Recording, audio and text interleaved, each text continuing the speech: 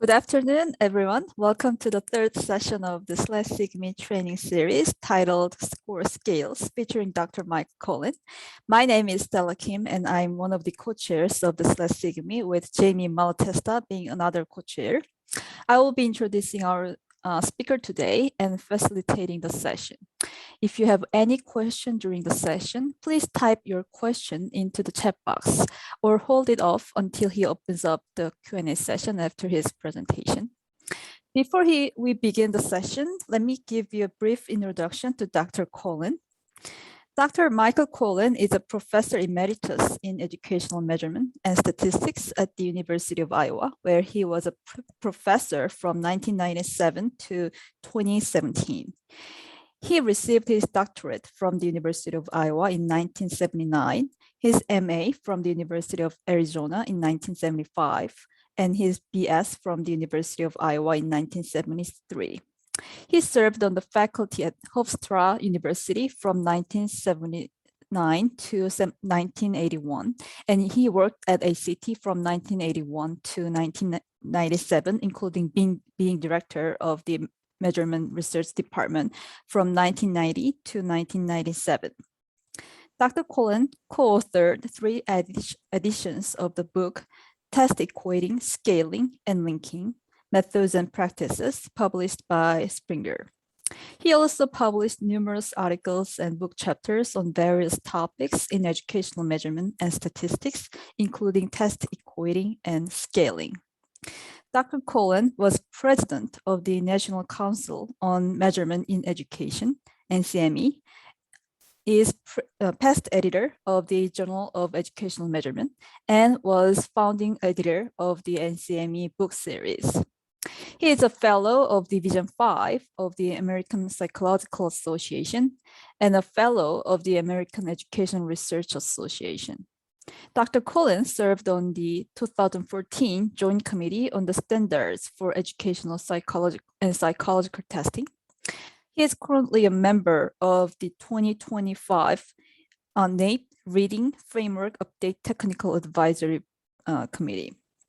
He received the 1997 NCME Award for Outstanding Technical Contribution to the field of educational measurement, the NCME 2020 Annual Award, and the 2028 NCME Award for Career Contribution of Educational Measurement. Today, we'll have about a 45-minute presentation and take a 10-minute break. After that, there will be a Q&A session for about 5 minutes, followed by the second presentation. There will be about 45 minutes long. Finally, the session will end with the 10-minute Q&A. Okay, so I think it's now time to send the mic to Dr. Kolen. Please join me in welcoming him. Oh, hi, can you hear me? Yes. Okay. No, thank you, Stella, for that nice introduction. I really appreciate it. And also like to thank you, Stella, and Jamie and Meng Yao for your work in getting the SIGME going. It's been wonderful. You've had lots of activities, lots of sessions, and it's been very active. And I think that's really due to the 3 of you. So again, thanks so much for doing that, and thanks for inviting me to make a presentation. I like doing that, and I really appreciate your setting this all up and organizing it. So again, thank you. And Stella talked about the timeline. So right now we're in the first session, which is about a 45-minute session, and then we'll have again a 10-minute break, 5 minutes of Q&A, for a 45-minute session for part 2, and then 10 minutes of Q&A. And we'll see. I haven't given this particular talk before, so we'll see how well I've got it timed. But it'll be around, we'll be somewhere around 2 hours, I think. Okay, so wait a second. I've got to figure out how to advance these. We didn't try that. Shoot. Do you have any idea still? Like, I'm hitting the arrows to advance it, I'm hitting return. It's not moving. Yeah, I know. I can see. Can you stop the screen, the full screen mode? I can only leave the meeting, it seems, No. which I don't want to do that, right? You I can't get a mouse to even show up. you can you stop sharing? I can't do anything really. Do you want me to get off and come back on? I think I can share my screen if that's okay to you. Yeah, that's fine. You can do the advancing of the slides too if you want. Okay. Yes. Sorry. So we'll try this. I can share my screen. Can you see it? Yeah. Okay. Perfect. Okay, so I just have to tell you when to advance. Right. Okay. That'll work just fine. Okay. Okay, sorry for the little glitch here. Okay, next slide. Okay, so in terms of the overview of what we'll be talking about, first I'll provide a brief introduction and define what I mean by scaling. I'll talk about scaling perspectives, scores and scales. And when you're doing scaling, you always start out with, or you typically start out with a raw score and then end up creating a score scale by transforming the raw scores. And so we'll talk about those kinds of scores.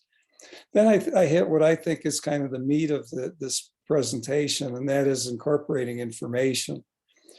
Because I just think it's really important when you're creating score scales to try to incorporate information into the scales as much as you can, because it tends to help test users use the assessment, and it's just a really important thing. So I'll talk about three kinds of information that you can incorporate: normative, score precision, and content. Then we'll go into a brief discussion of maintaining the score scales, and that's really a big part of maintaining score scales is equating, and I'll briefly mention that as well. Then I'll talk about scales for batteries and composites. I have a brief conceptual overview of vertical scaling. I'd like to have, I could probably have had a whole session on vertical scaling, but given the amount of time I've got, I thought that providing a brief conceptual overview would be the best thing to do. And then I'll talk about scaling the ACT assessment in the late 1980s. That was really the first major scaling project that I worked on, and because you don't really do scaling very often. You do it every time. Usually when you start a new program, you might do scaling. And when you do a fairly significant revision, there might be another scaling, but those things don't happen very often. So over anybody's career, you're not going to be involved with too many of these things probably. So I'll talk about that example. I think it highlights a lot of the things I'll be talking about in the session, and then I'll make some concluding comments. Now, if you decide you like this presentation and want to go in more depth, I'd suggest reading chapter 9 in Kolen and Brennan's our test equating book. And really this session today is what I did was I basically tried to pull out concepts from that chapter, really focus on the concepts rather than statistical intricacies and that sort of thing. So if this is successful, you'll have a good kind of conceptual overview of chapter 9 of the equating book. Next. Okay, so again, the focus is going to be on important concepts, and you can see the book, equating book, if you want more information. Now, in our book, we had a kind of a definition of scaling that I think is fairly generic. I mean, I've seen very similar definitions elsewhere, and just to quote that book, quote, "Scaling is the process of associating numbers or other ordered indicators with the performance of examinees. These numbers and ordered indicators are intended to reflect increasing levels of achievement or ability." So basically, you start out with something like raw scores. You take those and convert them to scale scores, and you want the numbers to be ordered indicators, and you want them to reflect increasing levels of achievement or ability. So it's, fairly conceptually, that seems fairly straightforward. Scale scores result from the scaling process. So we'll do scaling, we end up with these raw to scale score transformations. And the important thing about scale scores are they're intended to maintain their meaning over test forms, time, and groups of examinees. And so that's really important. So we'll be in situations where there'll be potentially lots of test forms, but you want scores on those forms to have the same meaning. It shouldn't matter what form somebody takes. And so one way to think about equating in that context is what equating is doing is maintaining the score scale. So that's, and I think most of the others, or all the other sessions in this series, are on equating. So that's kind of how I think scaling fits in. You scale with the test and with one form or at one time, and then you use equating to maintain that score scale. Now, I've also mentioned, we're talking about over time. So score scales are intended to maintain their meaning over time and over groups of examinees. And, a test can change over time. We could start with the test, and then we might decide at various times to tweak the content. And what you're hoping is that when you tweak the content, you're not really changing your construct. But if you do change the construct, then you run into problems with, and you may not be able to maintain the score scale over time. And the same sort of thing with groups of examinees. You usually start or construct a score scale using data on a group of examinees. And if over time the groups of examinees who are taking the test change, then you're in a situation where you may not be able to maintain the score scale as well. And we'll see some good examples of these sorts of issues in the subsequent parts of this talk. Okay, next. Okay, so a few kind of terminological pieces. One is the primary score scale, and we've decided to use the term primary score scale to reflect the score scale that underlies psychometric operations. So, for example, equating and item pools. You might do equating on the primary score scale. You might decide to form item pools with item parameter estimates on a primary score scale. So that's what we're meaning, or what I'm meaning when I'm talking about primary score scale.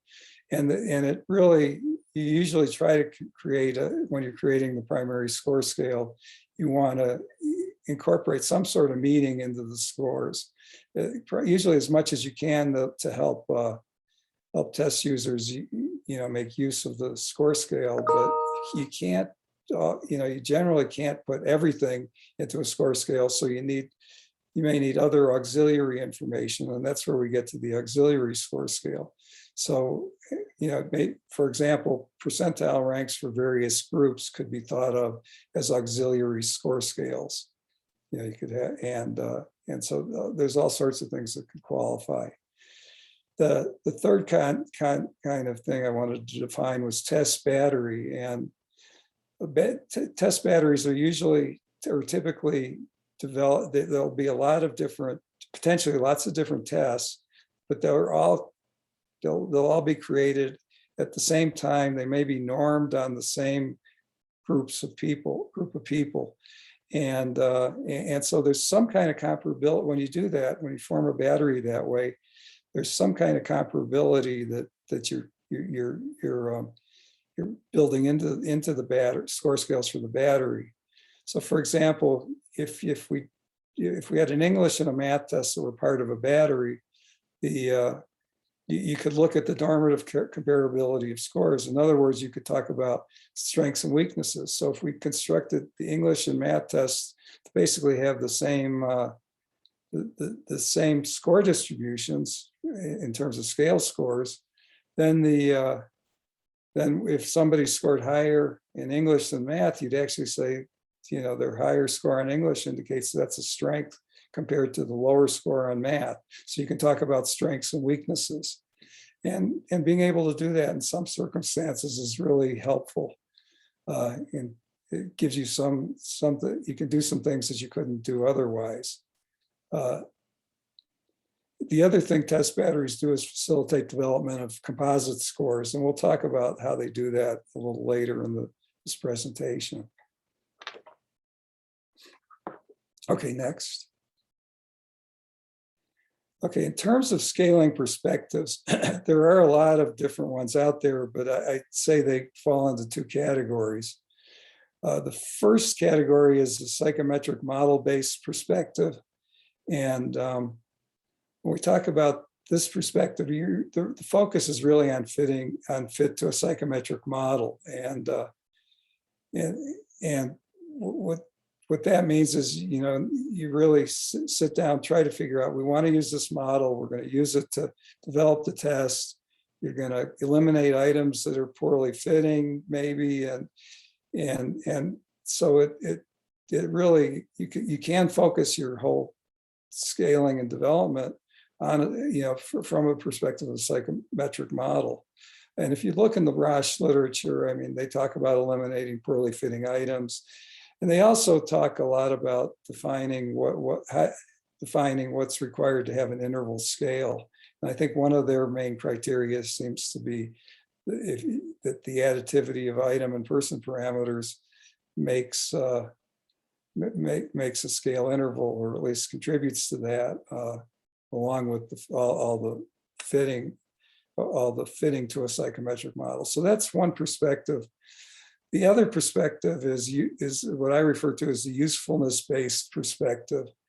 And when you're using this perspective, what we're really doing is facilitating meaningful inferences. So you incorporate meaning into your scale, and the goal of doing that is facilitating these inferences. You also, in this perspective, try to minimize misinterpretations and unwarranted inferences. So for example, if you wouldn't probably set a scale to have a mean of 500, for a new admissions test, because the SAT already uses that mean. And so that you can think of different ways scales could lead to misinterpretations. And we'll talk about that a little more later as well.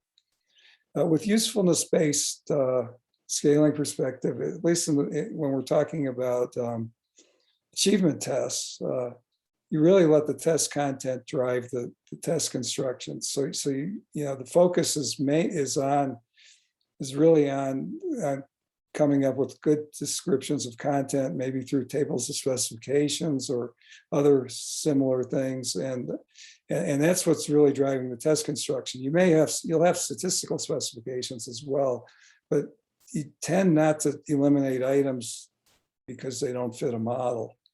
And I'm going to focus on usefulness-based perspective, on the usefulness-based perspective today. So that's really, I find it to be, you tend to, when you go from that perspective, you tend to deal with things in a way that I think kind of highlights the important, what's most important in developing tests and scales, and that is, making sure you're facilitating meaningful inferences. Okay, next.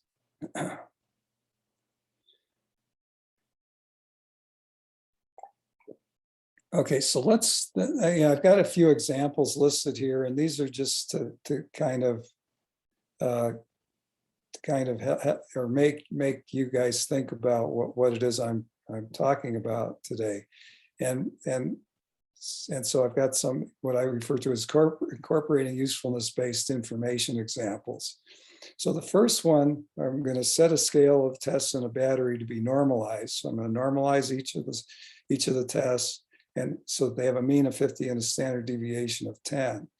So if you do that, what does that kind of allow you to do? Well, I think what it's going to lead to is you'll have each of the tests in the battery are going to have approximately the same score distribution. And that's because of the way the test is built. Now I've also said the mean is 50 and the standard deviation is 10. And so what we can do because of that is we can, as I indicated earlier, talk about strengths and weaknesses. So higher scores in a higher score in English would indicate a strength if you're comparing it to a lower score on math, which would be a weakness. And you can do that with all the scores, all the tests in the battery. So it's an important thing.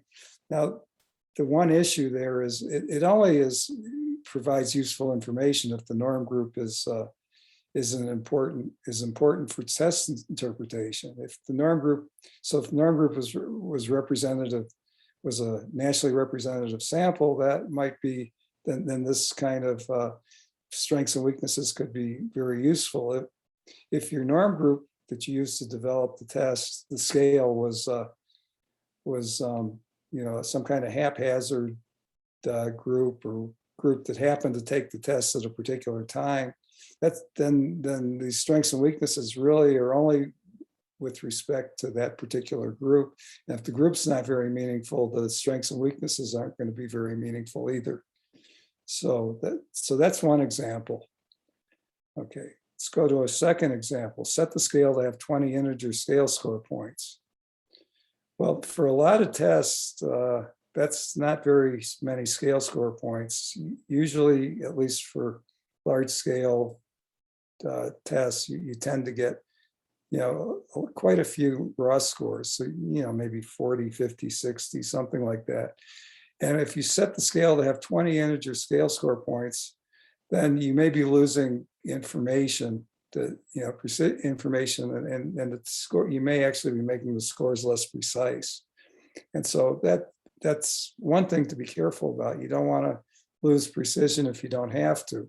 Now, there are some testing programs that I know of that have, decided to use a very small number of score points. And actually, in those cases, I think they've done because of how they want to interpret how they want their scores interpreted, having few score points is really goes along with their kind of conceptual framework. And that's one thing that I find that you find in scaling all the time. It really, what's a good scale or a bad scale really depends on the context and what the test developers really were trying to accomplish. So it's hard to come up with rules of thumb that work everywhere.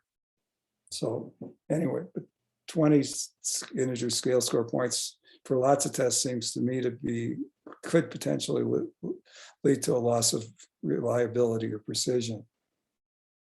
Okay, the third example is set the scale to have hundreds of possibly non-integer score points. Well, that's great in the sense that you're not going to lose any score precision by having a lot of points, even if they're non-integer.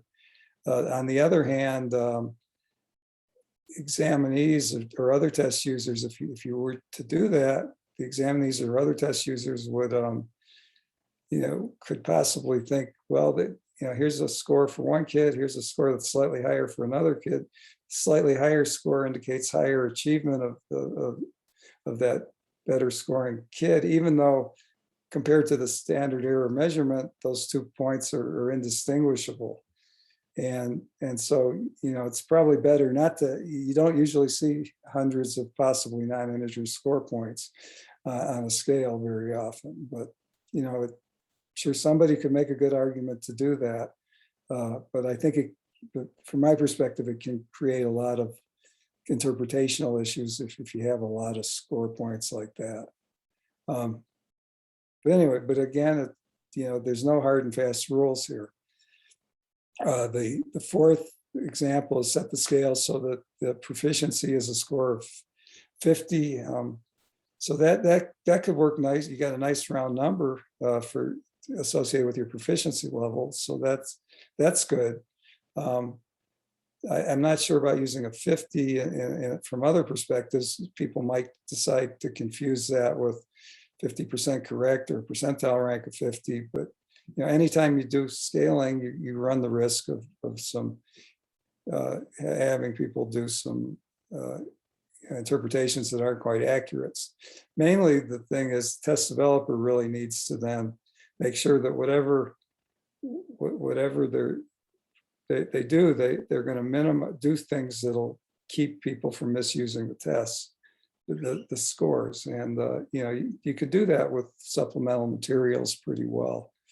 But that you want to look at how do you make the scores, how do you make them aid interpretation, and how do you avoid those misinterpretations? That's kind of the key there. Okay, so the last example here is set the scale as the raw score scale for the first test form. And I've actually seen this be done. So if you think about what happens if you do that, you got this raw, you have your first test form, the raw score scale is used as a scale score. And then in the future, you equate back to that raw score scale from that first form. Okay, and now if you think about that, what would happen if the forms became, became easier over time? Okay, if you think about what's going to happen, then the scale scores are going to keep getting lower over time, and you can scale scores will keep getting lower, and it'll look like you're subtracting, or well, it depends on which direction you do it, either subtracting or adding score points to the raw scores on each subsequent administration. So you can get into some fairly interesting misinterpretations when you try doing this. So I don't recommend it at all. Okay, next. Okay, an important step in scaling is to calculate raw scores. Usually that's the first step, and then you do the transformation to scale scores to have whatever properties you're trying to incorporate. So examples of raw scores would include number correct scores if the test is dichotomously, the items are dichotomously scored, sum scores, and that'll take into account dichotomously and polytomously scored items, weighted sum scores, and IRT theta hat scores and I consider these all to be raw scores. Some people wouldn't use IRT theta hat scores and wouldn't call them raw scores, but I would, because typically that's what comes out of the that's really the first thing that comes out of a scoring procedure is the theta hat. At least in lots of cases, that's the first thing that comes out. And usually those theta hats are transformed either to, they usually come out as in most computer programs, they'll come out as something like normally distributed or close to normally distributed with a mean of 0 and a standard deviation of 1. And then they're transformed to some other scale units. And it would even be possible to non-linearly transform the theta hats in some circumstances if you wanted to. So anyway, next.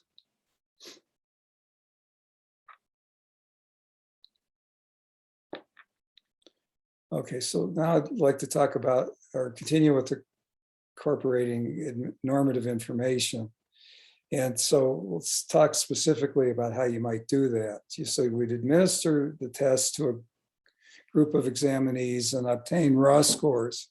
And you transform the raw scores so they have desired normative characteristics for the group of examinees that you have data on. And one example would be a linear transformation. And doing a linear transformation, you could produce scores with whatever mean and standard deviation you want.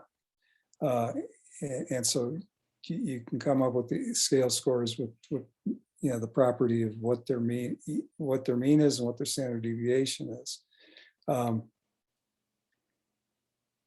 Another way to do it is to specify scale scores for 2 points, for example, a pass score and a mean, and then you can do a linear transformation that where you've defined the pass score of the pass scale score and the mean, and that's what drives that could drive your scale too.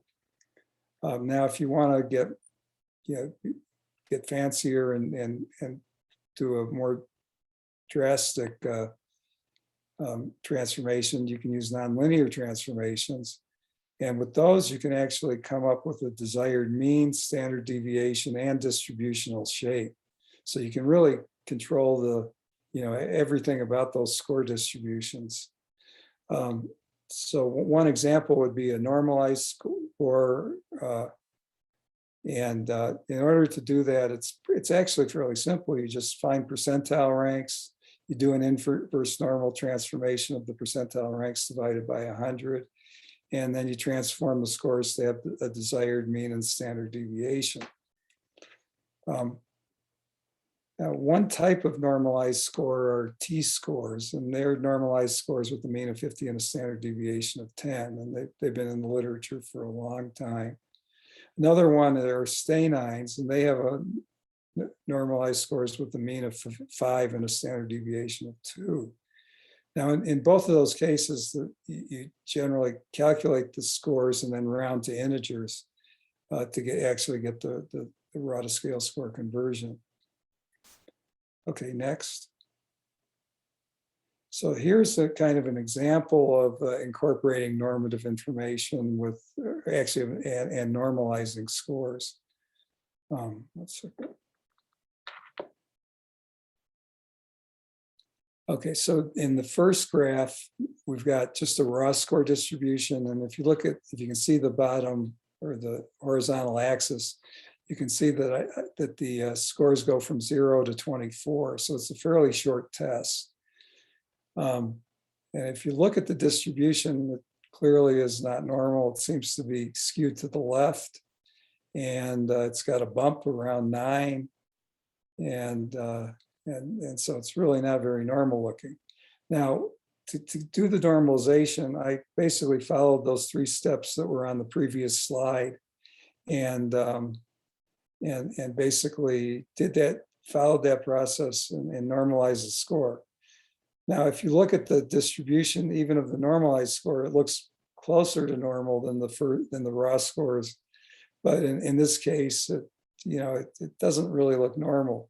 Turns out the skewness and kurtosis are very close to those of a normal distribution, but clearly it's not exact. And because of the discreteness of the scores, and in this example there's only 24 raw scores, that tends to make it impossible to come up with something that looks exactly like a normal. But at least you can see that process led to a distribution that's closer to a normal, much closer to normal than the raw score distribution was.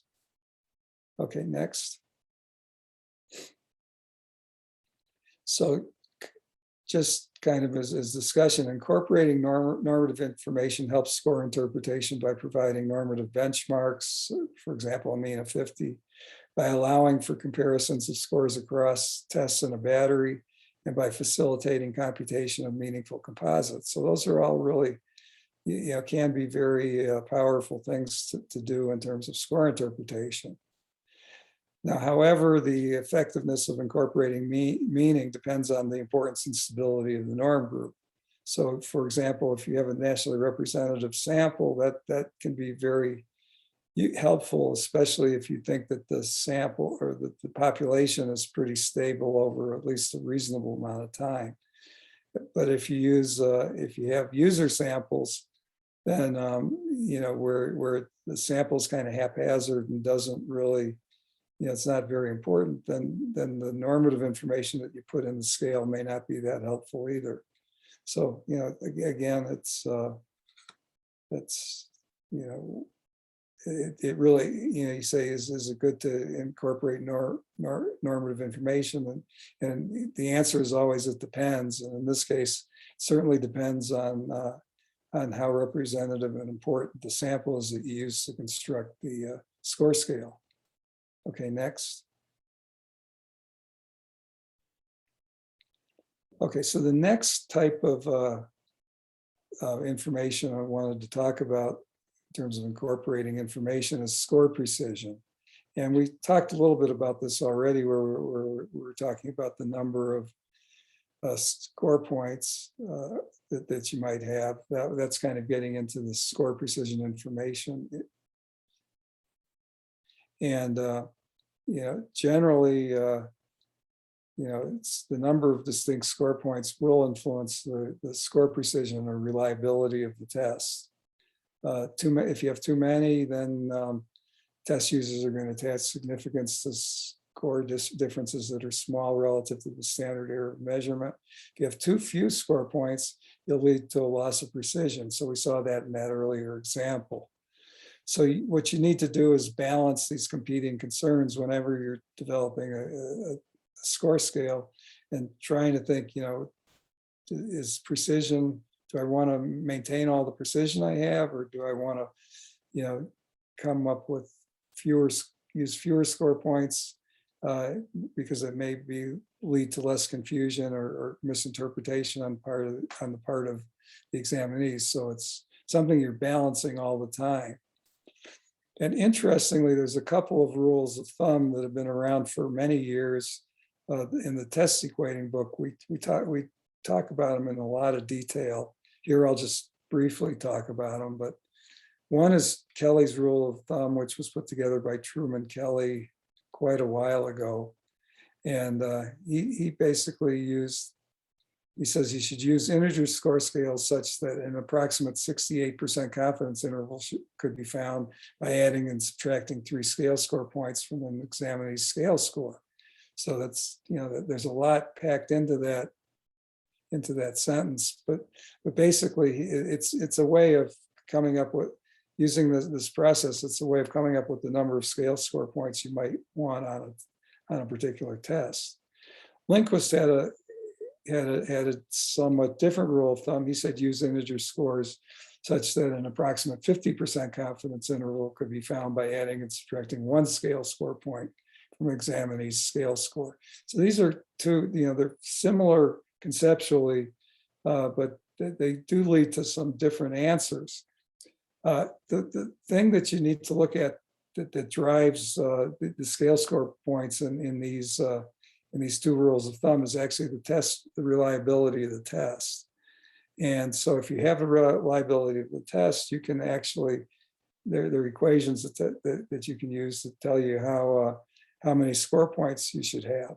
So if you have a reliability of 0.91, Kelly's rule of thumb suggests 60 score points. And if you think about the SAT test, that was, they had 60 or 61 score points, at least in the early years. I think they still do in some cases. But these 60 score points, with the SAT, the scores go from 200 to 800, but the third digit is always 0. So there's really only 60 or 61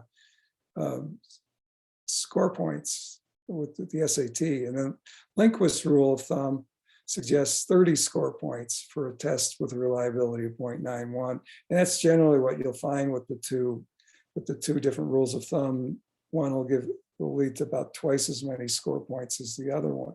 Neither of them is right or wrong. They're just two rules of thumb that you can use.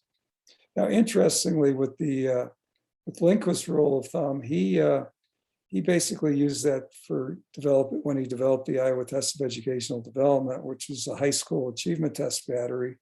And he decided that his rule of thumb led to 30 score points.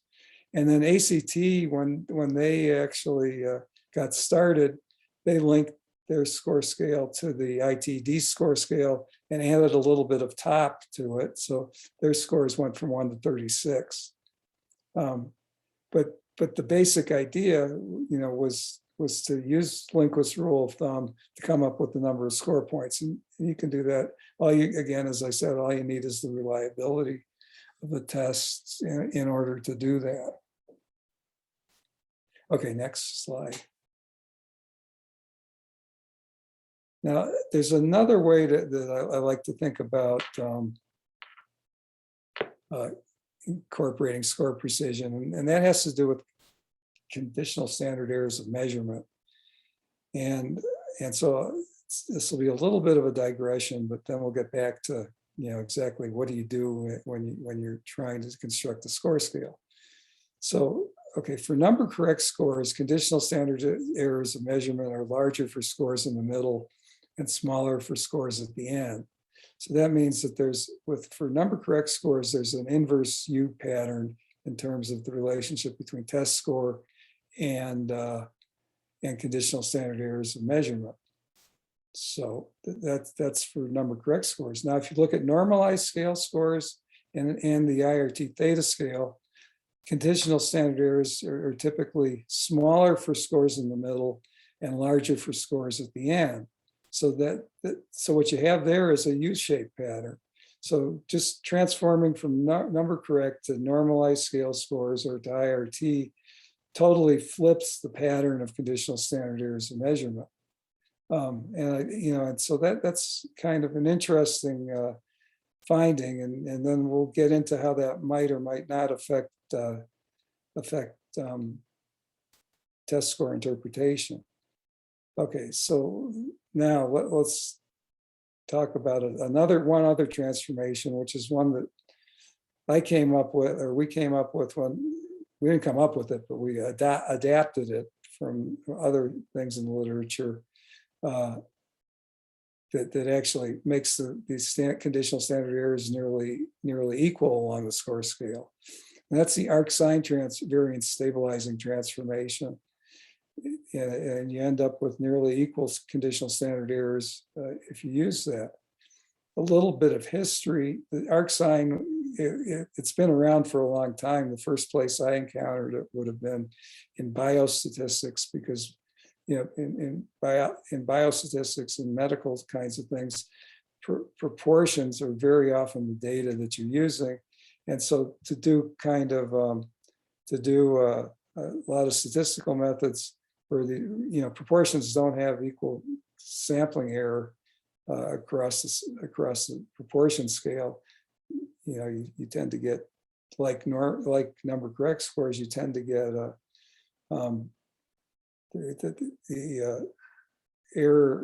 sampling error, it tends to be larger in the middle and smaller at the ends when you're dealing with proportions.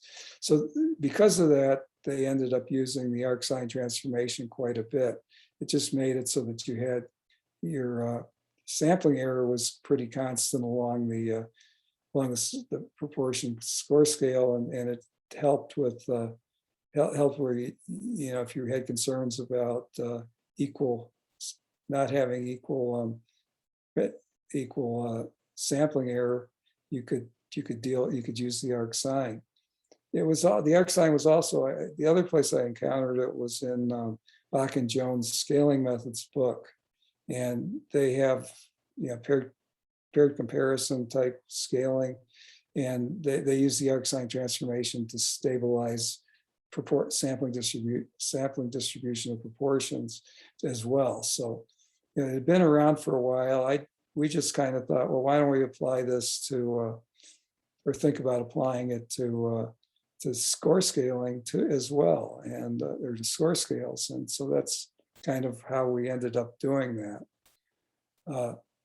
Now with this, if you're using this, if you can flatten out your conditional standard errors of measurement, then test interpretation becomes easier because all examinees have the same conditional standard errors of measurement.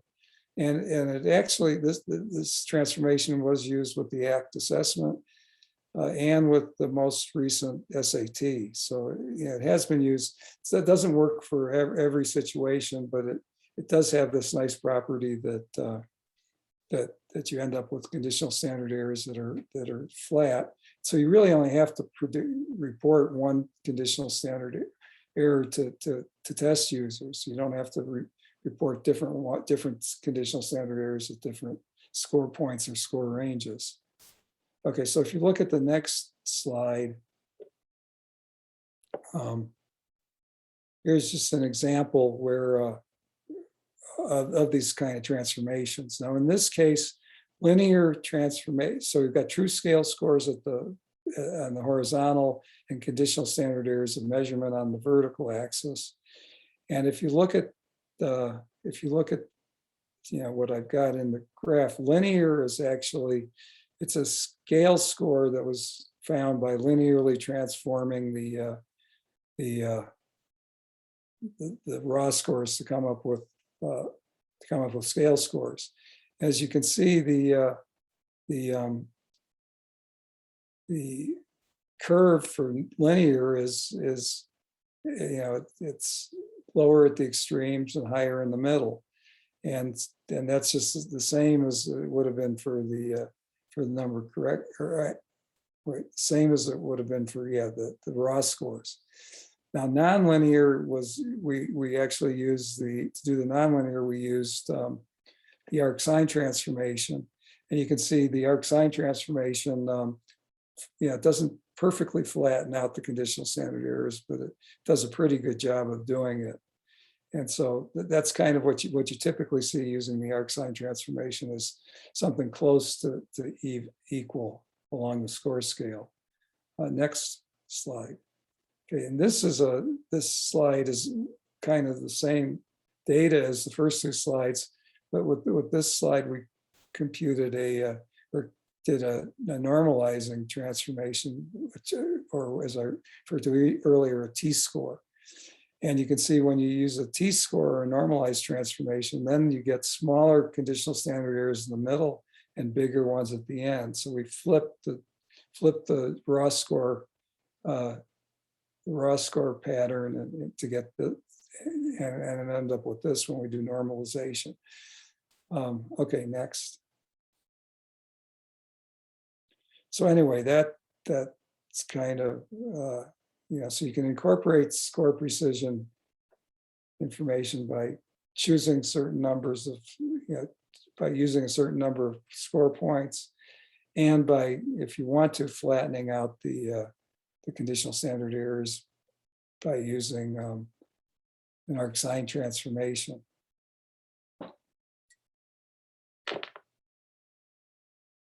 Okay, I think why don't we stop here for a break, and it's a 10-minute break, so it's, what is it, 1:50, or here it's 1:50. I don't know what it is where you are, but why don't we stop we'll go till 2 o'clock my time, 2 o'clock Mountain Time, and then we'll come back and we'll have a 10-minute break, then 5 minutes of Q&A, then 45 minutes of another session, and then 10 minutes of additional Q&A. And we'll see with the Q&A, if it looks like there's too many questions, we may cut it off after 5 minutes and then try to add it back on at the end. So anyway, sounds good. Thank you.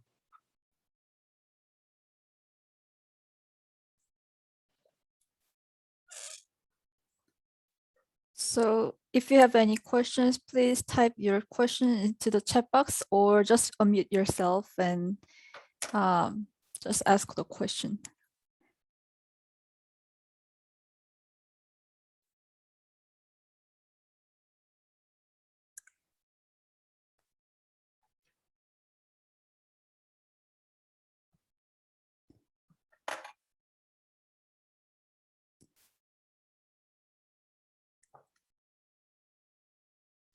No question? Seems like your explanation was clear. Well, anyway, we also have a question and answer session at the end, so we can deal with any questions at that point. Yeah.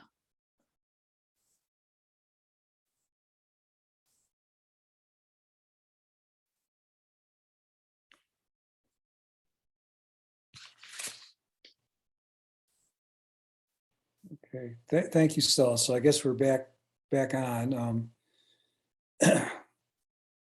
So we've talked about incorporating normative information and score precision information. The other kind of information you can incorporate into score scales is content information. And this has been there's been efforts over many years trying to come up with methodology that provides good content referencing or content information for scale scores. And you know, I think yeah, the scale scores can be made more useful if they're related to content. I'm going to talk about three methods, and we'll do this fairly quickly. But the three methods I want to talk about really briefly are item mapping, scale anchoring, and standard setting. And there are three different methodologies, and each one does something a little different. So we'll go through those. Okay, so the first type of content information or way of incorporating content information is through item mapping. So what you do in item mapping is you construct a primary score scale. You choose a response probability, which is the probability of correct response that's associated with mastery. So this, yeah, or mastery at or above a particular point. And you use the same RP value for all items. And then the mastery level for a particular item is the scale score associated with the RP or response probability. Each item is then mapped to the score scale, and test users can look at the item map and might help them understand what examinees know and are able to do along the score scale. So it can be very helpful if you're trying to understand, you know, what kids can do at different points on the score scale. So let's go to the next slide. And this is just an example of part of an item map that comes from the National Assessment of Educational Progress, or NAEP. And I think I pulled out, I looked at one of their item maps, and I think I kind of constructed what you see here, but it's very similar to what was in their technical documentation. And so here the part of the item map has scores going from about 94 to 200 on the NAEP scale. And each item is then based on, you know, the difficulty of the item, they're placed on this map. So the top thing on top, which says identify location of Atlantic and Pacific Oceans, that was the hardest item of the ones shown here. And identify instrument used to observe stars would be the easiest of these. And they're all kind of mapped onto the point of the score scale based on how difficult the items are. So that, now in this particular case, NAEP didn't actually provide the items. They just provided a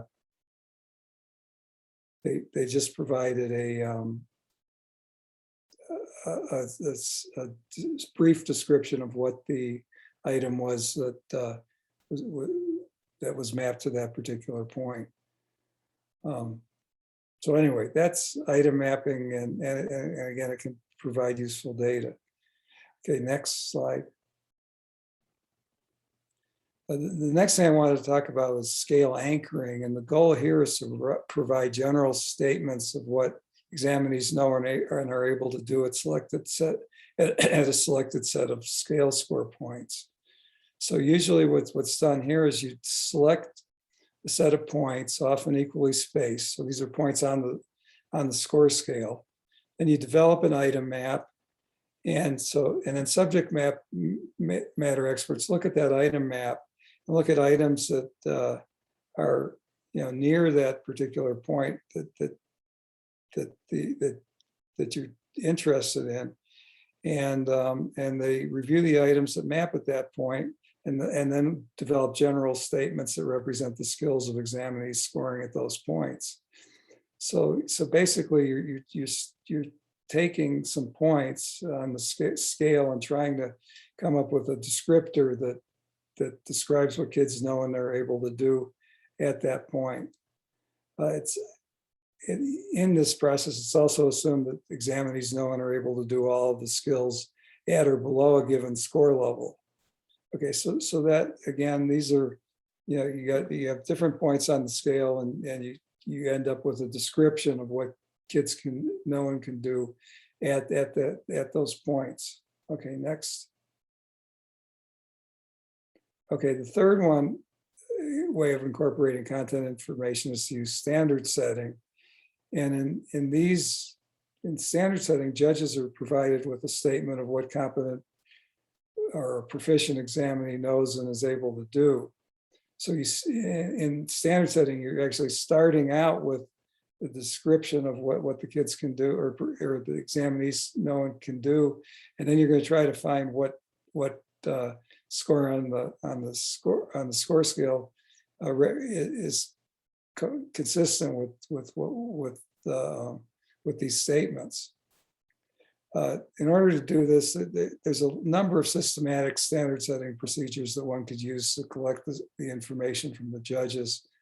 And the goal, again, is to find the cut score that divides the competent examinees from the other examinees. Now, if you think about standard setting versus scale anchoring, in standard setting, you start with the statement and you end up with a score point. In scale anchoring, you start with a score point and end up with a statement. And so it's kind of interesting that they're doing things, but in different logical order. Now, NAEP has used item mapping, scale anchoring, and standard setting with their assessments, and there's a lot of work that's been done on all of these, in a lot of contexts. Okay, next. So now we've seen how you incorporate in different kinds of information in the score scales. The next topic I wanted to talk about, which we already dealt with a little bit in some of the examples, is maintaining score scales. And you use equating methods to maintain score scales when alternate test forms are used. And if you think about equating, what it requires is stability in terms of the test content specifications, test statistical specifications, and the examinee population. And when any of those things can change substantially, a test sponsor could decide that they want to change the test specifications a bit. Now, they might change them a little bit, they might change them a lot, it all depends. Same with statistical specifications, you might decide to change those. Examinee populations can change over time, and if it's a long enough time, they can change really pretty considerably. But we need to have those be stable if we're going to maintain score scales. Otherwise, you have to think of some other alternative. And when those remain stable, the use of equating methods leads to scale scores that maintain their meaning across different forms and across time. So that's really important to keep in mind. Though when they're not stable, you're going to run into problems. Okay, next. Okay, so some examples, more examples. 20 years ago, an admissions test was scaled to have a mean of 50 and a standard deviation of 10 among test users. Do you think that you could maintain the score scale given that that's what's happened? I guess question. Oh, I need to go to the next diamond too. And then part of that example is the mean for test users is now 60. And so basically what happened was you had this submissions testing program. 20 years ago, it had a mean of 50. Now it has a mean of 60. And the question is, can you maintain the score scale? Another issue is if you have that big of a difference, it's a whole standard deviation that mean has gone up. You're going to have confusion among your test takers on how to interpret the mean score. So in this situation, you really are going to run into trouble. Even if you could keep the scale going, you might want to think about actually rescaling because there's been such a big change in the examinee population. Okay, another example, over time, a series of small adjustments were made to test content specifications, the licensure exam. And you'll see this happen lots of times, especially with things like licensure. And because the field just generally change and the content has to keep up with what's going on in the field. So over time, in this example, the small adjustments were made, and if you do that, then at some point, this numbers of small adjustments that you're going to make are going to really lead to some kind of content shift, and then the scores really are not going to be, the score scale is not going to be maintained very well. And so with this kind of exam, you really have to, periodically think about, should we do rescaling at this point, or can the scale, can we maintain it? Because at some point, you're probably not going to be able to maintain it as the content shifts. The last example, the statistical specifications for a test were modified to make the test easier while keeping the test length the same. So basically, we're making a test easier, and so it's really a different test. The question is whether you can maintain the score scale, and I think you can. It really depends on how big that shift was, and whether the test sponsor thinks that you could try to do an equating and a maintenance of the score scale, but that could be pretty difficult. Okay, in general, when examinee group content specifications or statistical specifications change substantially, it may become impossible to maintain the score scale. In such cases, rescaling may become necessary.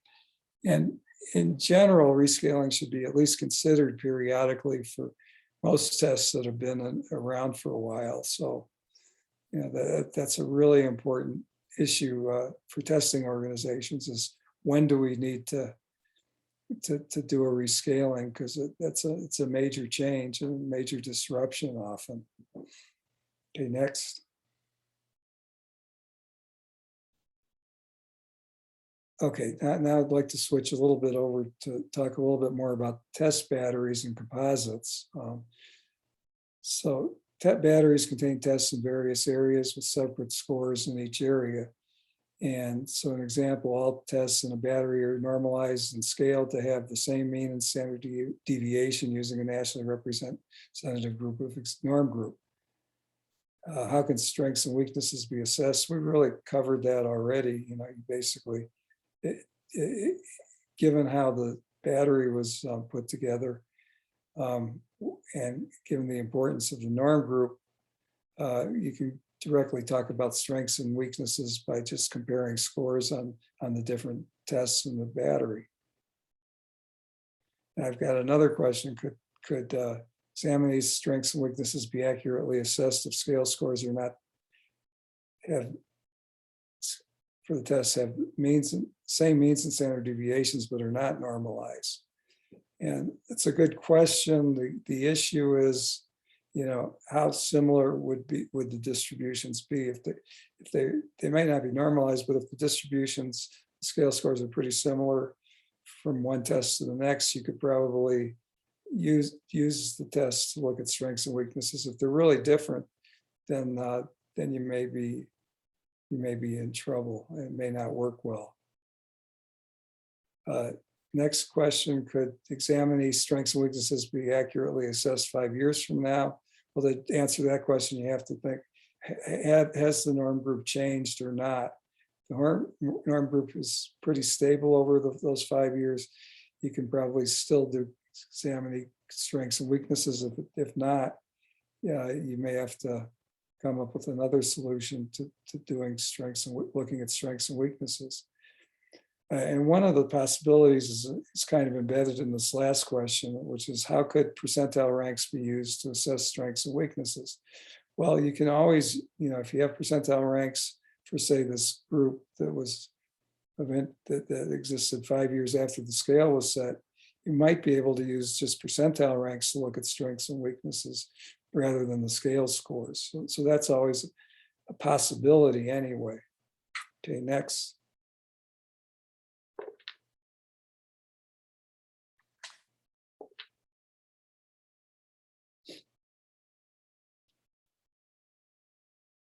Okay, and sometimes now I'd like to shift a little bit to composite scores. Sometimes you have composite scores that are calculated, and usually they're linear combinations of scores from some or all of the tests in a battery.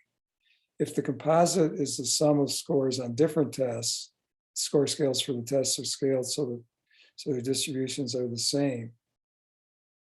So for example, normalized with a mean of 50 and a standard deviation of 10.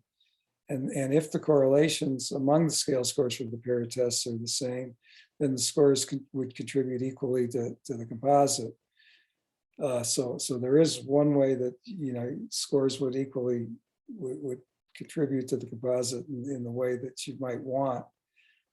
If the correlations or correlations are different, then scores with the higher correlations tend to contribute more to the composite than scores with lower correlations. And I'd refer you to our discussion of effective weights in the test equating book. Now, if the relative magnitudes of variances and covariances change over time, then the contributions of each test to the composite can change. So if you have a composite score, one thing is, you want to check on the first on how well does or how similar are the correlations, and can the composite, the weighting for the composite be as intended. And the other thing is you really need to check the stability of the composites over time. And if you see things like the correlation between a couple of your tests is really changing over time, then you may have to actually either abandon the composite or do some sort of rescaling to get the composite to reflect the weight, what the psychometric weights that you really wanted. Okay, next. Okay, so that's the basic discussion on scaling of tests. Not except for I haven't, now we're going to shift to vertical scaling.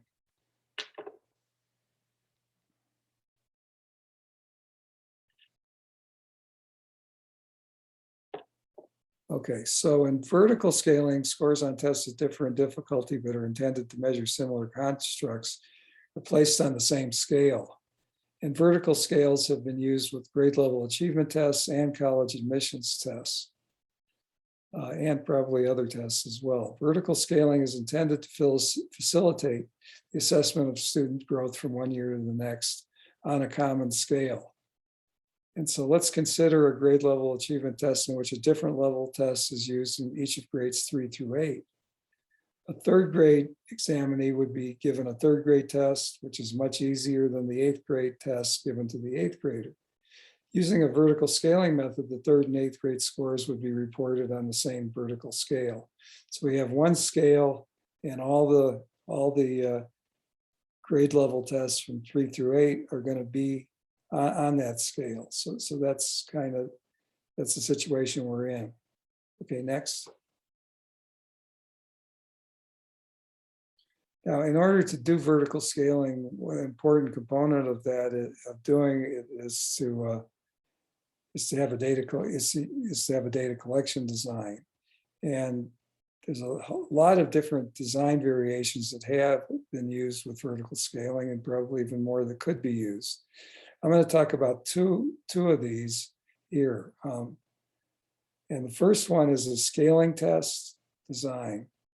And in this design, what you do is develop a single scaling test that covers the content of the level tests over all grades of interest. Now it's a hard thing to do. To try to come up with a single test that covers all the grades, you have to deal with issues having to do with length. So that you basically want a scaling test that's not too long. And you also have to deal with some of the instructions. Kids, the 3rd graders are going to be receiving a lot of items that are really too difficult for them, and so you have to kind of make sure that they don't get discouraged. So you can deal with that, at least to some extent, with the instructions that the kids are given. You then administer the appropriate grade level tests and the scaling test to all examinees. So like a fourth grade examinee would get the scaling test and the fourth grade level test. And then you use the scaling test to construct the vertical scale. So you're going to define the vertical scale based on a single test that's been given to everyone. And you link the scores on each of the level tests to scores on the scaling tests. Now, benefit of using the scaling test design is that a single scaling test is used to define the vertical scale across all grades. And another benefit is that growth is defined over the whole content domain. So if you think about that, yeah, everybody takes that scaling test, which represents the whole domain of content, grades 3 through 8. The drawback of this design is that it can be very difficult to administer. It's hard to construct a scaling test, and then you have to deal with instructions and other things when kids are taking tests that are kind of different from what they would normally take. Next slide. Okay, here's a slide that is intended to kind of illustrate as a potential scaling test design. So in this design, if you look at the column that's ST, that's scaling test, and you've got examinees in grades 3 through 8, and all the examinees basically are taking that scaling test. Then each level test is also represented. Now, in this particular example, I was using one where half the items from one grade to the next overlapped. And I've got these A's and B's and B's and C's and C's and D's, et cetera, to kind of tell you what the level test would be. But the main thing is that for the third graders are taking blocks A and B, and represents the third grade test. Fourth grade test, regular test, is blocks B and C. The fifth grade is C and D, et cetera. And so that's basically how you administer this design with this particular example. However, you could do the same design without the overlapping items, and that would work just fine. I just didn't. This was the best figure I had to kind of illustrate the scaling test design, even though there's again a bunch of variations you could have used. Okay, next. The other type of data collection design I wanted to talk about is referred to as variable sections. And I think this one tends to be used in a lot of the vertical scales for state level tests when they're used. So with this design for a particular grade level, you construct a vertical scaling set of items that contains items from the grade level and the adjacent grade level. And then you do this at each grade. You administer the appropriate grade level test along with the vertical scaling items. And you may spiral sets of vertical items if necessary to ensure that there are enough vertical scaling items to produce a stable scale without having to burden any individuals with having to take way too many items. Usually you'd use IRT to define the scale. And a benefit of this design is it's much more flexible and easier to administer than the scaling test design. A drawback is the resulting scale might be heavily dependent on the particular vertical scaling items you chose to include. And another kind of difference is that you basically are defining growth grade to grade. In other words, the same examinees in adjacent grades take the same some of the same items, but growth is actually defined by whatever is overlapping, and that's it just involves a couple, 2 or 3 grades. The scaling test design, you're basically your domain that is for measuring growth is actually the whole domain. The scaling test defines the amount of growth that you see. So they're really kind of they give you they do different things and create. You can really the two designs can lead to much very different scales in some circumstances. And there's many variations of this design. So next slide. So here's one. We've got G3, the first column, G3, 4, 5, et cetera. That's the grade 3 typical, the grade 3 exam. G4 is the grade 4 exam. G5 is the grade 5 exam, et cetera. Then the V circles are vertical scaling items. And so you can see in grade 3, they get vertical scaling items from 3rd grade tests and from a 4th grade test.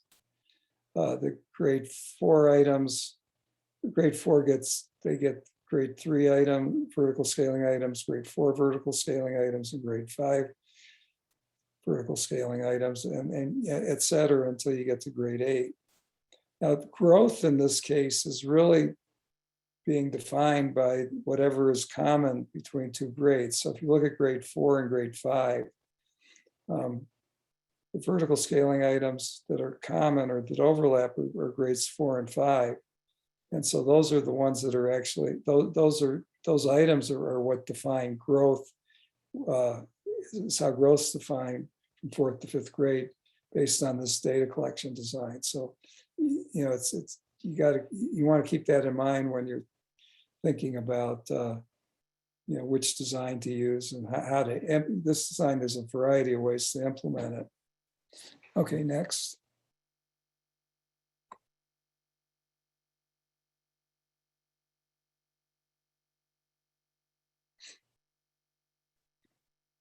Okay, now I'd like to talk a little bit about, you know, the content domains and how they might affect vertical scaling. Now, if you think about, you know, content domains that you see on a grade level test, you might, achievement test, you might have something like vocabulary where the content domains are really not taught systematically by grade, but it's more that kids learn as they, you know, they learn things in different grades, and you know, their knowledge just builds up, but it's not really taught specifically at a particular grade level. Now, for the kind of domains like vocabulary, it probably doesn't matter that much which vertical scaling design you use, because there's not that much relationship between grade level and differences between how kids do in one part of the content versus another. Other content areas like math computation are taught very systematically by grade level. And for those, the vertical scaling likely will be affected by the data collection design. So one example I like to use is division with whole numbers is typically covered in grades 3 and 4. And addition with decimals is typically covered in grade 5 and 6. And so, you know, you'll see kids will improve from one year to the next when on certain types of items that are actually, you know, targeted to those grades, and they'll grow less on items that aren't targeted. So you get a differential kind of growth depending on the particular items or content of the particular items you're dealing with.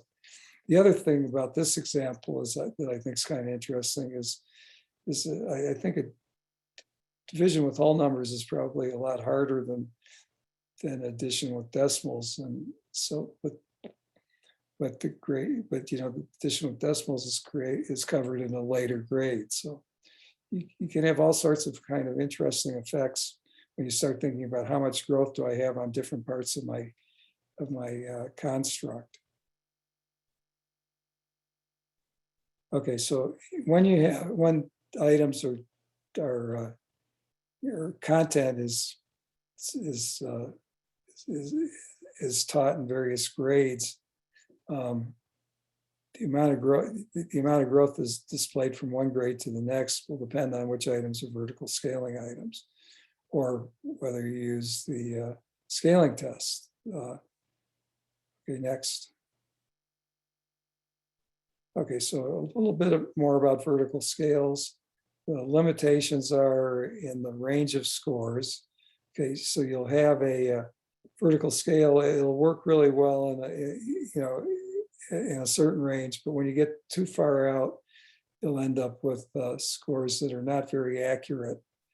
And so in other words, if you have a third grader who's getting everything correct, you're not going to have a very accurate indication of where they are on the very difficult, 6th or 7th grade part of the scale, I guess. You also have another limitation is the results depend on the data collection design.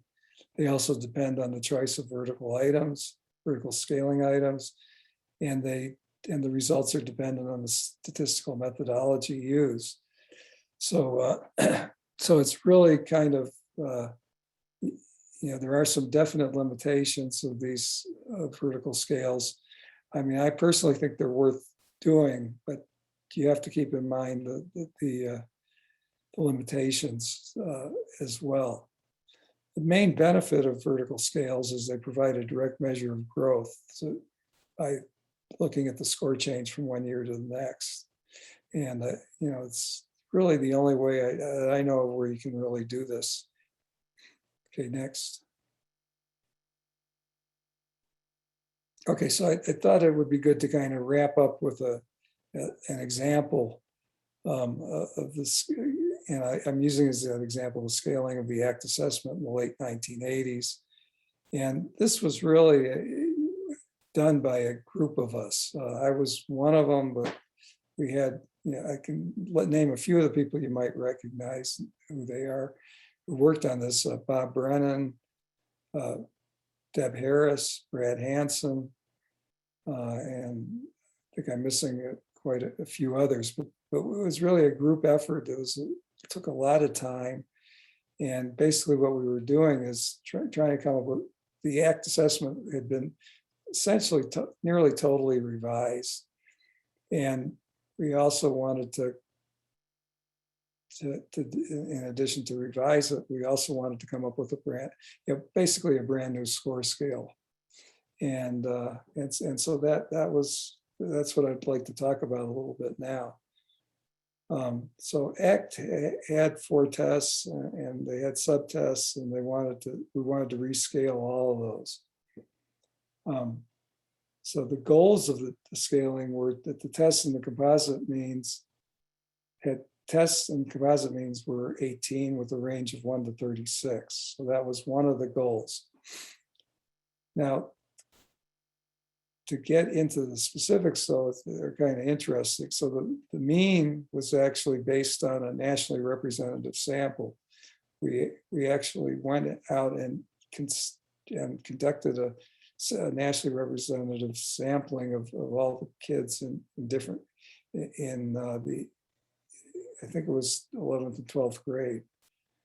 And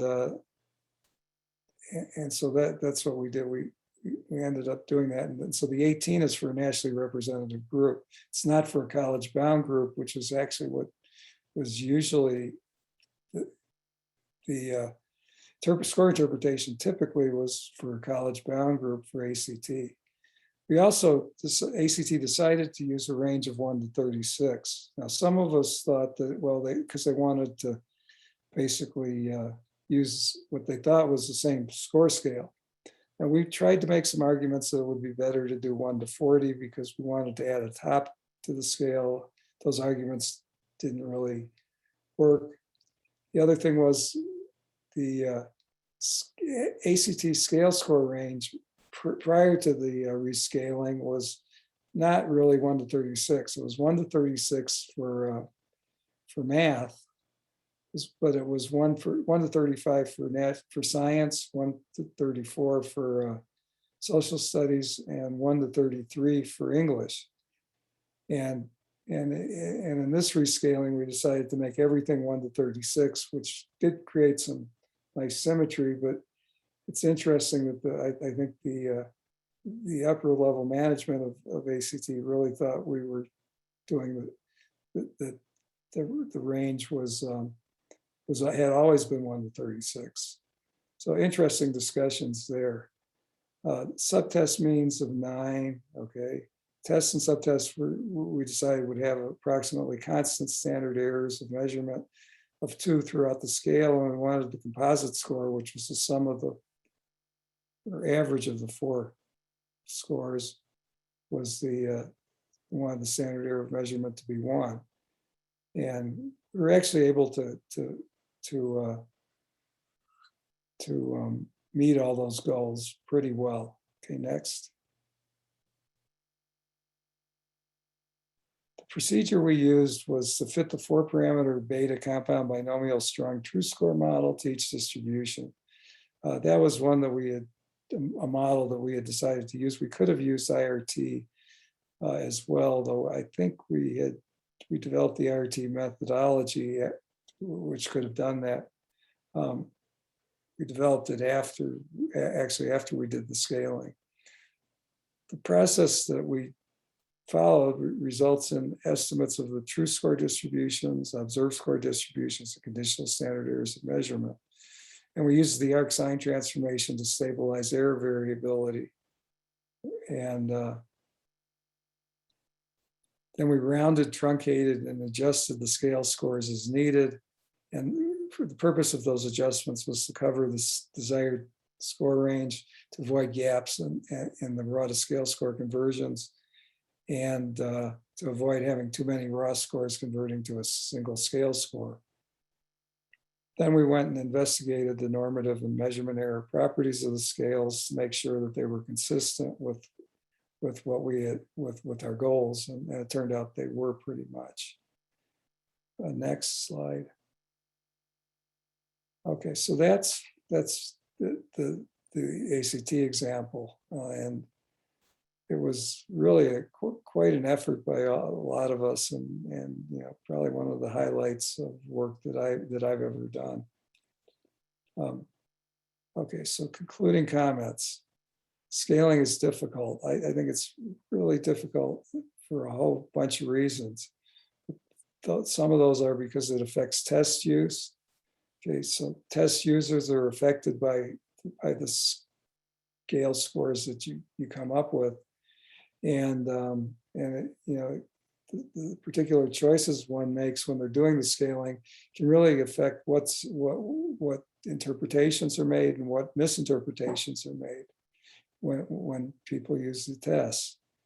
It also has public policy implications. So you know, the different policy groups actually want to have a say in what the score scale might look like.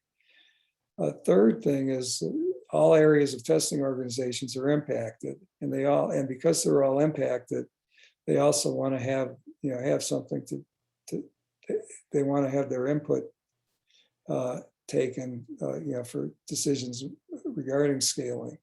And I think that's always been really interesting to me how that happened. So you've got the upper management was really interested with the ACT rescaling. They really wanted to be able to define what the range of the scores was. I don't think they cared about the precision issues, but they certainly cared about what the scores looked like and how they might impact the test users. The score scales that you come up with affect the operations staff because they have to redo a lot of their work. There's some impact on test development staff. And because of that, it was, I found it was really hard it's a lot of work to kind of come up with, get consensus and hard work to get consensus and to get agreement on what it is we were going to do. Another issue is the statistical and psychometric procedures can be complex, both statistically and conceptually. In other words, how do you define what it is you're doing in a statistical or psychometric fashion? Another issue is there's no right answer, and I think I've kind of been trying to stress that throughout my talk. You can justify just about anything depending on what you're emphasizing, and the best answer is affected by all those considerations. I just wanted to finish with an example. So if you think about some three admissions testing exams, the ACT assessment has a score scale of 1 to 36 in increments of 1. The SAT has, at least in the past, has been a range of 200 to 800 in increments of 10. And the MCAT score scale is 118 to 132 in increments of 1. Now, I think, and I've had enough involvement with each of these score scales to know that they were, they were developed rationally. Each of these organizations has really good, a really sound rationale for what their score scales are, and they're all, if you look at them, they're pretty different, and so that's typically what happens. You can come up with there's no right answer, but there are good answers, and the best answer probably depends heavily on the context that the score scale is developed in. So anyway, thank you, and we have time for questions at this point.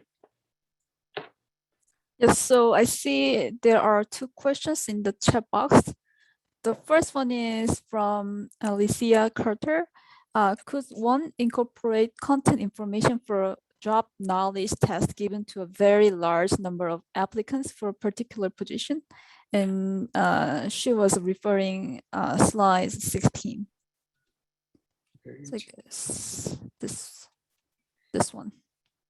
Okay, could you repeat the question? Could one incorporate content information for a job knowledge test given to a very large number of applicants for a particular position? Okay, so we're just to make sure we're talking about a job knowledge test, which will be administered to a very large number of applicants for a particular position. So can one incorporate that content information for that test? Well, I think so. If the job knowledge, I don't know very much about job knowledge tests, but if you have a job knowledge test that's assessing one kind of construct, and you end up with you have a construct. It orders people from low to high. Then you should be able to use this kind of process, the process of item maps, to tell you what it is that the applicants know and are able to do at each of a number of score points. I should work if your test is an achievement test. I don't know if the person who asked the question can say whether I actually answered what she asked or not. Yeah, she said you answered the question. Yeah. Okay. Oh, great. Another question from Kate Nolan. Under that conditions, I don't know what that condition means, but is it necessary to do a standard setting versus a rescaling? The scenario Dr. Kolen mentioned that would warrant a rescaling seems similar to a standard setting. I don't know the specific context that the person is asking. If you're here, sorry, I meant to say under what conditions under what is it necessary? Okay. Yeah, sorry, typo. Okay. Well, usually, I mean, most tests that I'm aware of, even when they have standards and standard setting, they also have an underlying scale.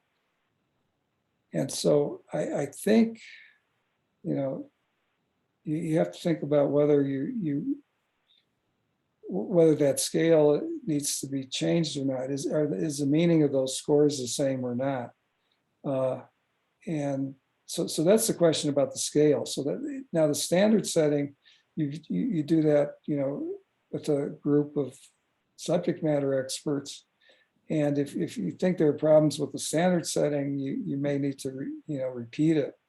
But I'm not sure. I don't think I'm answering the question totally, but if you needed to do a rescaling, I'm sure you'd also need to redo the standard setting. I think that's pretty clear.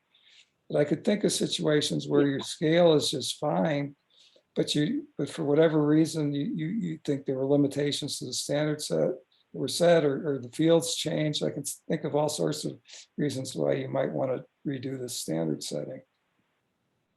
So, Okay, yeah, no, that answers my question. Yeah, the standard setting, it sounds like would be, I mean, I know that happens sort of every couple years, like there's sort of a cadence to when you do a standard setting, but that doesn't necessarily warrant a rescaling. But if you were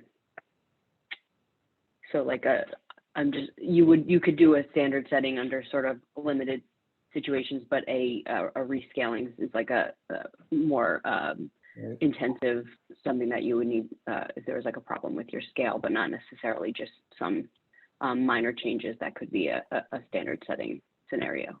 Yeah. The other thing to remember is the context is the answer to these questions really heavily depends on the context. So, I probably, if we were, if I had a lot, half an hour to talk to you about it, what I would do is try to get a lot of information about what the context is of your testing organization or testing program. And then I'd also want to know, how did you do the standard setting? And then, and then think about, does it need to be done? Also look at at the scale and think about whether that needs to be done. And it's really heavily dependent on the context of your program. So it's really hard to get, it's hard for me to give general answers. Yeah, I totally understand that. But thank you. That answer was helpful. Sure, thanks. Good question. And we have one person who raised the hands, so feel free to just unmute yourself and ask a question. Okay, thank you. On slide 27, where you showed the vertical scales, now this is something that usually no one likes to talk about. No, that's 25, but 27, yeah, there. Okay, was it? Yeah, that's it. How many items adjacent at, I mean, I see this from different, as your A and B are your, wait, is this the slide I want? Hang on. You want the next one, maybe? Yeah, maybe I wrote it 29. Is it? I think you're No, referring to that this one, sorry. That was 2 27s. Okay. Maybe my eyesight, sorry. So G3 is your grade 3 test, and you got items for V3 and items for V4, or especially if we look at grade 4, but how many items will be in V3, V4, and V5? But yeah, well, I know there are rules of thumbs. Could you recommend minimum or something? Well, that's a great great question. And yeah, what we've got here, I mean, what I would try to do is actually end up with V3, V4, V5, having a substantial number of items. But what I would probably do is spiral different sets of those items. So there might be 3 or 4 V3s and 3 or 4 V4s and 3 or 4 V5s, and try to build that up so that when I pull those all together, that you end up with a fairly large number of vertical scaling items. And you do that just by kind of randomly signing them. Yeah, this example, the way this looks anyway is you would need quite a few V3s, V4s, and V5s to end up getting stable growth estimates from a vertical scale. But if I spiral, a number of sets of V3s, V4s, and V5s, by spiral I mean randomly distribute to the examinees, then you'll end up with a lot of items in that vertical scale. So yeah, I'd want to figure out a way to have a pretty substantial number of items, but that, testing organizations seem to be able to do that fairly well. It's just complicated. But do you have any rules of thumb, for example, that I can? No, but not really. But I would, just rules of thumb. I might think about just trying to end up with the same number of items total in the vertical scaling sections that I had in my grade level tests. That might be a rule of thumb that would work okay. So that would be, it's quite a few of these sets of items that you would need. I've got another question too, if you don't mind. Sure. On one of your slides, now I'm not going to go through the slides, where you say vocabulary is not really overgrowth in the field of language testing. It really is Yeah. by grade level. So Right. what I've noticed, sorry, I'll get there. What I've noticed is that you might have a listening test, but they're using vocabulary items or grammar items for vertical scaling. Okay. So I'm still trying to wrap my head around that. Yeah, no, thanks for bringing that up. I mean, that's not, my area of expertise is not in Oh. language testing or in ELA, English language arts kinds of things. So the way I was thinking about it when I put that together was, I know traditionally in the US in terms of items that are or vocabulary items, I thought typically they were, in classrooms not focused on particular grades, but more, like I said, where they where you kind of, vocabulary is just kind of built as they read more, I think.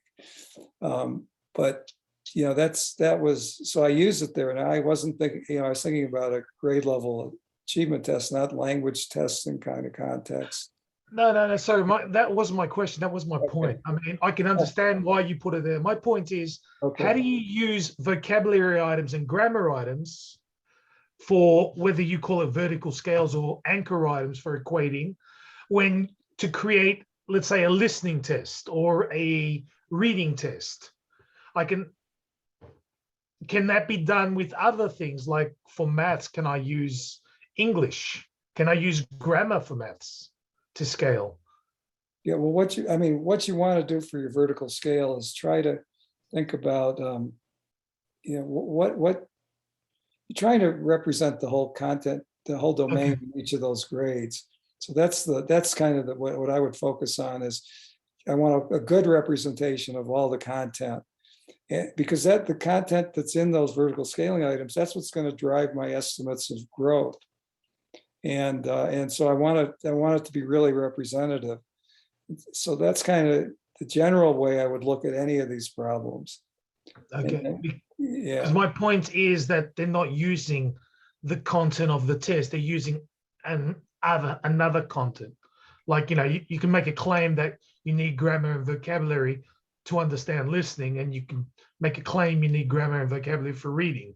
But it's not the vertical tests, whether you call it test lists, booklets, or items, the anchor items, they're not part of the domain that you actually want to equate, but they use it.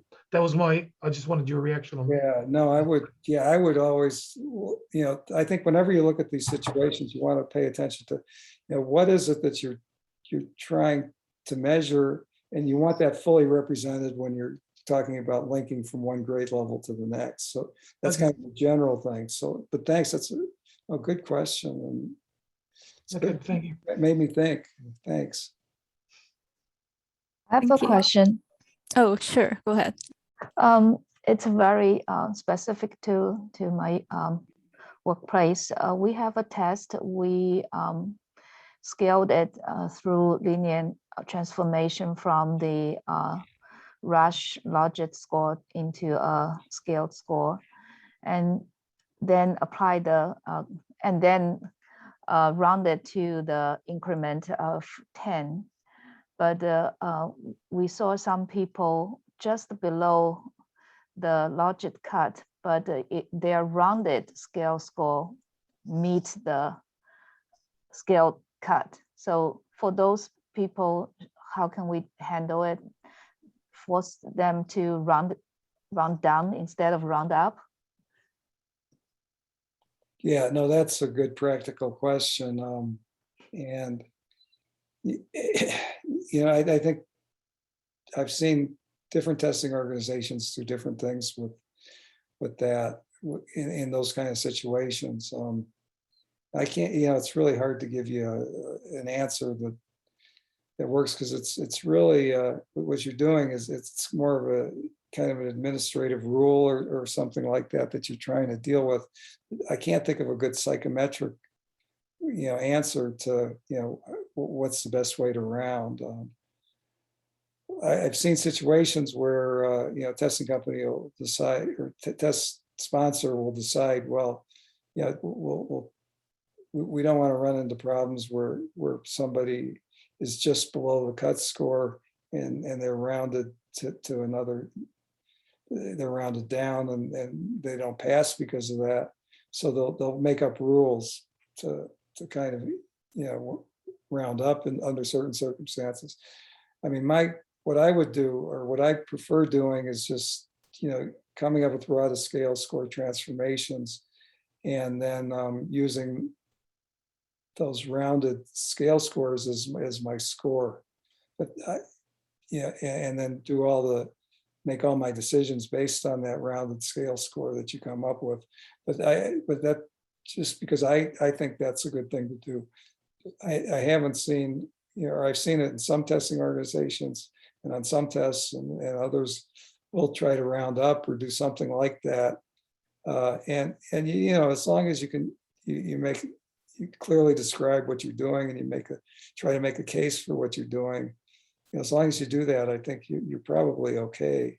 At least you can find tests where particular rounding rules are used that may be different from what's used in another test. Thank you. That's very helpful.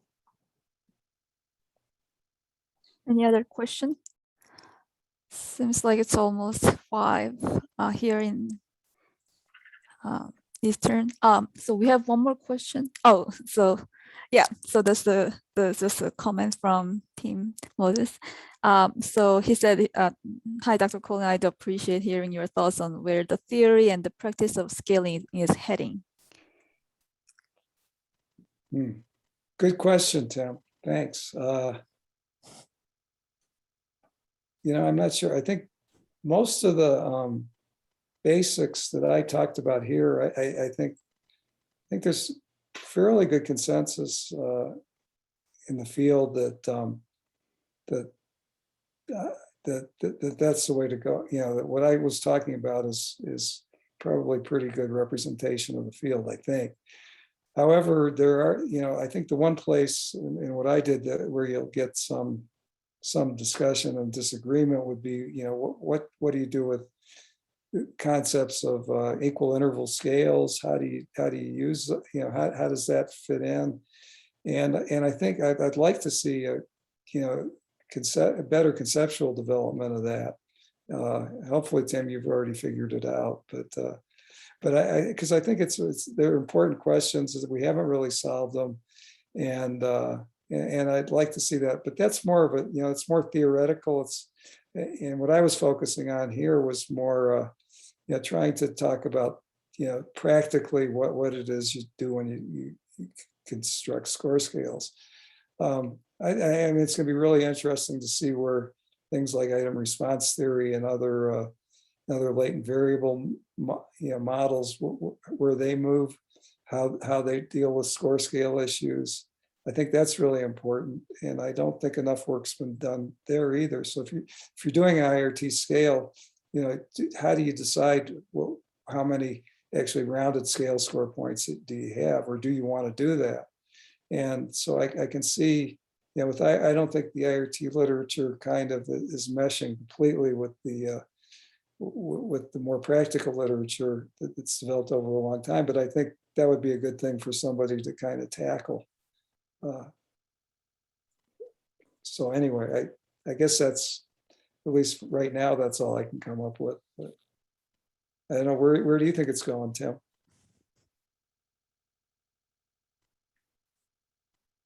I couldn't have said it better. Okay. I agree with you. Okay, thanks. All right, so it's 5 here in Eastern Time, and thanks everyone for joining us today, and special thanks to Dr. Kolen for such a great presentation on scaling, and hope this session was helpful to everyone who has attended today, and hope you have a great rest of the day. Okay, thank you. Thank you. Bye. Good Bye. night.